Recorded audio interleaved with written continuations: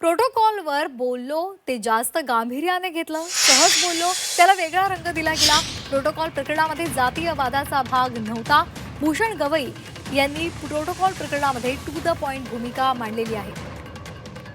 सरन्यायाधीश असताना प्रोटोकॉल न पाळल्यासंदर्भात आपण केलेल्या वक्तव्याला नंतरच्या काळात जास्तच गांभीर्याने घेतल्याचं निवृत्त सरन्यायाधीश भूषण गवई यांनी म्हटलेलं आहे. तुम्ही जेव्हा पहिल्यांदा चीफ जस्टिस म्हणून तुम्ही सरन्यायाधीश म्हणून तुम्ही मुंबईत आला होतात, तेव्हा तुमचं एक स्टेटमेंट आलं होतं की तिथे प्रोटोकॉल म्हणून काही अधिकाऱ्यांनी येणं गरजेचं होतं. तिथे तुम्ही म्हणालात की तुम्ही स्वतः म्हणालात की मी काय प्रोटोकॉल वगैरे पाळत नाहीत, पण तरी जेव्हा महाराष्ट्रातली एखादी व्यक्ती सर्वोच्च पदावरती तिथे असते तर त्यांना तिथे DG असतील, CP असतील किंवा चीफ सेक्रेटरी असतील यांनी तिथे येणं गरजेचं होतं.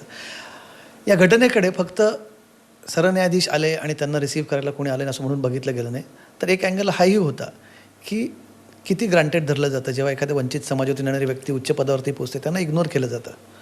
हाही एक अँगल त्याच्या मागे होता. हे मला वाटतं ते त्याला विनाकारण तसा कलर देण्यात आला. अच्छा, हे इनॲडव्हर्टंटली झालं. त्यानंतर ज्यावेळेला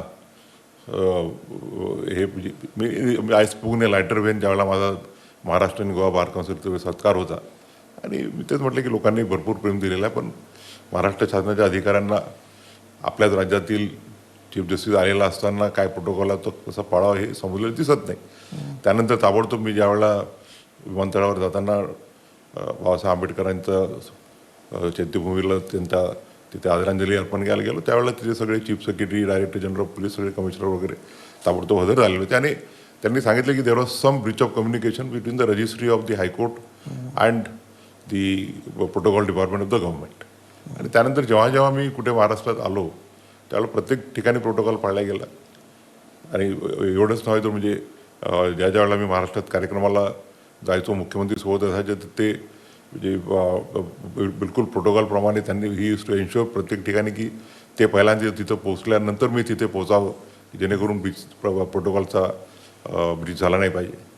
लहान लहान गोष्टीला उगीच त्याला काय म्हणतात एक वेगवेगळा रंग दिला जातो. लोक पॉलिटिकल पर्पजसाठी करत असतील, पण मला नाही वाटत त्याच्यामध्ये काही जातीयवादाचा भाग होता.